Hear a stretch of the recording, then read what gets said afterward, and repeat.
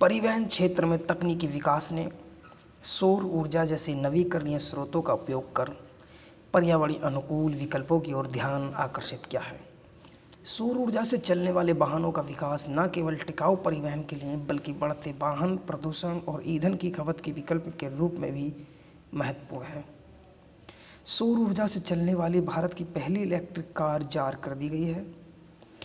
यह भारतीय वाहन उद्योग में क्रांति लाने वाली कार मानी जा रही है, क्योंकि यह पर्यावरणीय अनुकूल, किफ़ायती और टिकाऊ परिवहन का उदाहरण है।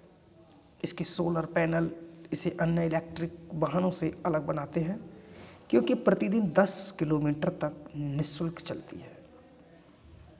कहा जा रहा है कि यह कार न केवल भारत के इलेक्ट्रिक वाहन क्षेत्र में नई दिशा देगी, बल्कि शहरी और ग्रामीण क्षेत्रों में परिवहन की बढ़ती मांग भी पूरी करेगी। इसकी प्रमुख विशेषताओं में इसका डिजाइन 250 किलोमीटर तक चलने की क्षमता और कम कीमत शामिल है। इसके नवाचार और टिकाऊ तकनीक को काफ़ी सराहना की गई है। यह कार 3 वर्गों में उपलब्ध होती है। लोगों को यह वर्ष 2026 में मिल सकती है और यह कार चर्चा में इसलिए है क्योंकि भारत में सौर ऊर्जा के उपयोग को परिवहन क्षेत्र में प्रभावी ढंग से लागू करने का पहला उदाहरण है। बढ़ते वाहन प्रदूषण और ईंधन की बढ़ती कीमतों के बीच यह कार एक हरित, स्वच्छ और किफ़ायती विकल्प प्रस्तुत करती है। इसे सड़कों पर लाना सौर ऊर्जा और नवीकरण ऊर्जा आधारित परिवहन को बढ़ावा देने की दिशा में ऐतिहासिक कदम है। परिवहन क्षेत्र में भारत का हरित भविष्य है। वाहनों से होने वाला प्रदूषण भारत समेत पूरी दुनिया के लिए चिंता का विषय है। पेट्रोल, डीजल जैसे जीवाश्म ईंधन से चलने वाले वाहन कार्बन डाइऑक्साइड और अन्य हानिकारक गैसों का उत्सर्जन करते हैं, जिससे वैश्विक ताप, वायु प्रदूषण और स्वास्थ्य समस्याएं बढ़ती हैं। भारत में शहरीकरण और औद्योगिकरण के कारण वाहनों की संख्या में तेजी से वृद्धि हुई। वायु गुणवत्ता सूचकांक के गिरते स्तर और स्वास्थ्य पर पड़ते प्रतिकूल प्रभावों ने स्वच्छ, हरित, टिकाऊ और परिवहन प्रणाली की आवश्यकता को पहले से कहीं अधिक प्रासंगिक बना दिया है। सौर ऊर्जा से चलने वाले वाहन, जिसमें ऊर्जा के लिए सौर पैनल का उपयोग होता है, इस समस्या का समाधान कर सकती है। सौर ऊर्जा एक अक्षय स्रोत है जो न केवल पर्यावरण के अनुकूल बल्कि दीर्घकालिक दृष्टि से किफ़ायती भी है। इस प्रकार यह वाहन परिवहन में नवीकरणीय ऊर्जा के उपयोग को बढ़ावा देते हुए और जीवाश्म ईंधन पर निर्भरता को कम करते हैं। सौर ऊर्जा वाहनों की अवधारणा 20वीं सदी में विकसित हुई। वर्ष 1955 में पहली बार सौर ऊर्जा से चलने वाले वाहन सन मोबाइल प्रदर्शित किया गया। यह केवल एक प्रतिरूप था, लेकिन इसे और सौर ऊर्जा तकनीक को परिवहन क्षेत्र में लागू करने की संभावना को साबित किया। इसके बाद सौर ऊर्जा से चलने वाले वाहनों की डिजाइन और निर्माण में सुधार किए गए। वैश्विक स्तर पर सौर ऊर्जा से चलने वाले वाहनों के विकास में जापान, जर्मनी, नीदरलैंड जैसे देशों ने महत्वपूर्ण भूमिका निभाई।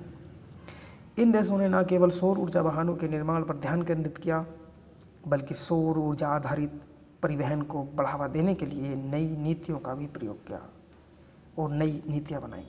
सौर ऊर्जा परिवहन के क्षेत्र में नीदरलैंड एक प्रेरणादायक राष्ट्र है। यहाँ सौर ऊर्जा से चलने वाले वाहनों के साथ साथ सौर ऊर्जा पर आधारित सार्वजनिक परिवहन को भी बढ़ावा दिया गया है।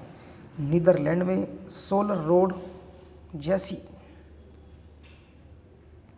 परियोजनाएं हैं जो सड़कों पर सौर पैनल लगाकर ऊर्जा पैदा करती है। एक अनूठी पहल। इस प्रकार जापान, जर्मनी जैसे देश में सौर ऊर्जा आधारित वाहनों के विकास में अग्रणी हैं।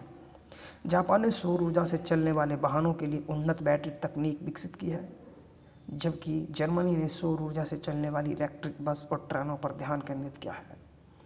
सौर ऊर्जा केवल परिवहन के लिए नहीं, बल्कि हरित विकास के लिए भी मजबूत आधार है। यह ऊर्जा स्रोत पर्यावरण संरक्षण, ऊर्जा सुरक्षा और आर्थिक विकास को बढ़ावा देने में मदद करता है।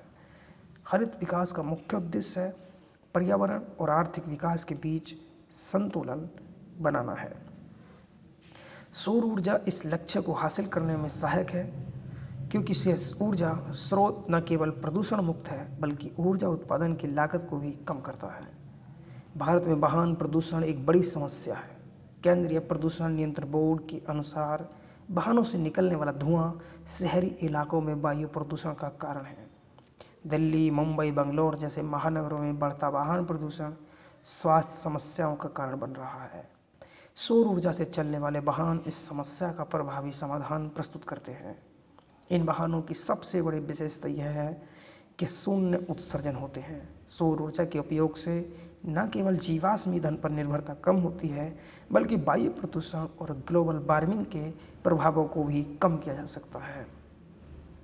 सौर ऊर्जा वाहनों के विकास में सबसे बड़ी बाधा इन वाहनों की उच्च प्रारंभिक लागत है। सौर ऊर्जा वाहनों के निर्माण में उपयोग होने वाली उन्नत तकनीक और सामग्री के कारण इनकी कीमत पारंपरिक वाहनों की तुलना में अधिक होती है। इसके अलावा सौर ऊर्जा का भंडारण एक अन्य प्रमुख चुनौती है।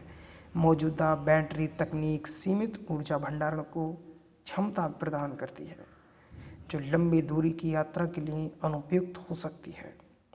साथ ही चार्जिंग केंद्रों की कमी इन वाहनों की स्वीकार्यता में एक बड़ी बाधा है, खासकर ग्रामीण और अर्धशहरी क्षेत्रों में। इन चुनौतियों से निपटने के लिए बड़े पैमाने पर उत्पादन और सरकारी सब्सिडी के माध्यम से सौर ऊर्जा वाहनों की लागत को कम किया जा सकता है, जिससे यह अधिक किफ़ायती बन सके। इसके साथ ही सरकार और निजी क्षेत्र के सहयोग से चार्जिंग नेटवर्क का विस्तार किया जा रहा है, जिससे इन वाहनों का उपयोग अधिक सुविधाजनक हो सके। भारत में सौर ऊर्जा आधारित परिवहन की संभावनाएं अत्यधिक उज्ज्वल हैं। देश में बढ़ती मांग, पर्यावरण चिंताएं और जीवाश्म ईंधन पर निर्भरता कम करने की आवश्यकता ने सौर ऊर्जा वाहनों के विकास को गति दी है। भारतीय बाजार में बढ़ती जागरूकता और उन्नत तकनीक की उपलब्धता भी इस क्षेत्र को बल प्रदान करती है। सस्ती और प्रभावी बैटरी तकनीक का विकास सौर ऊर्जा वाहनों को और अधिक व्यावहारिक बना रहा है। इसके अतिरिक्त सार्वजनिक और निजी क्षेत्र हेतु चार्जिंग केंद्रों के विकास पर ध्यान केंद्रित करने से इन वाहनों की स्वीकार्यता बढ़ रही है। सौर कारें इस बात का प्रमाण है कि तकनीकी नवाचार और पर्यावरण संरक्षण को एक साथ कैसे जोड़ा जा सकता है। भारत में जहां बढ़ते वाहन प्रदूषण और ऊर्जा सुरक्षा की आवश्यकता है, सौर ऊर्जा वाहनों के विकास और उपयोग हरित विकास के लिए आवश्यक और महत्वपूर्ण कदम है।